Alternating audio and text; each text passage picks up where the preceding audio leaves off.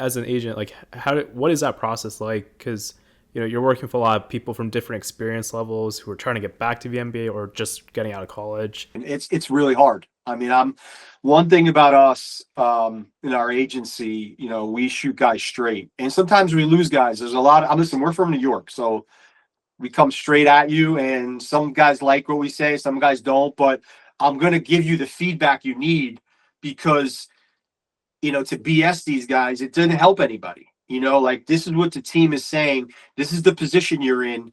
And if it's tenuous, maybe you do go overseas, because if you're not a two-way guy right now, if you're not an assignment guy, or you're not a two-way guy, or you're not one of the prominent Exhibit 10 guys that they're cultivating, now you're just a G League contract guy, and you're the eighth, ninth, 10th guy, or you're the local player tryout guy. They can make it. I mean, we have a kid, Terry Roberts, who was a local tryout guy with Long Island, who's amazing, and he actually is signing in E10 with the Nets. I'm watching the Nets right now in China. He's signing with them. They'll probably announce it next week when they get back from China. But so you can make it as a local player, but it's not easy. And we shoot these guys straight that getting into the G, just cracking it, but then staying. Like if you're that ninth or 10th guy and you're not playing in the rotation, and then January comes and all these pros that have been in the NBA already that want to come back and make a run at a 10-day, you're the first guy that's going to go. And they may keep you around as a practice guy or whatever, where you're not getting paid for it, but you're the first guy to go. And it's tough. And, guys, I think part of it is like what makes guys great is part of their ego. And, oh, I'm better than, yeah, but that doesn't matter a lot of times. So we try to tell guys where they stack up and give them the realistic picture of, hey, this is what you need to do to make the team. This is what the team is telling us. But understand that nothing's guaranteed.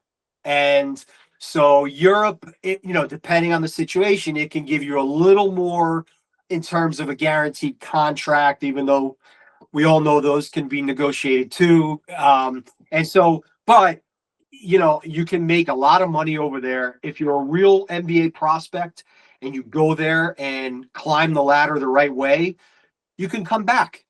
I mean, that's the other thing we tell guys is it's not a fork in the road, because I know a million guys that have gone over, played really well. I mean, I'm watching Royce O'Neal, Royce in China right now. He went to Ludwigsburg in Germany and played great there, and then they brought him back, and the Nets took him, and they signed in Phoenix, and he'll be a 10-year guy now. So the point is, you can go to Europe, you can leverage Europe, and you can come back to the NBA, and sometimes you can even be in a better negotiating position, because let's say you're making whatever you're making in Europe, and you look at a two-way, and it's 650 grand this year, whatever it is, and you got to take tax out.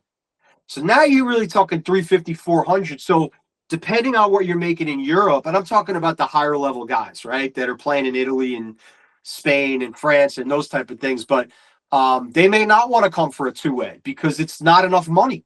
So now you're in a position where you say, okay, I'm good, but if the NBA team wants me, I need a roster spot. So you're actually, and when you're in the G League, maybe you don't have that kind of leverage because they could just call up someone else or whatever the case may be. So to answer your question, it's very tough. But there can be a sort of a two-pronged strategy if guys are smart to leverage Europe against the NBA in the same way that you would do the G League.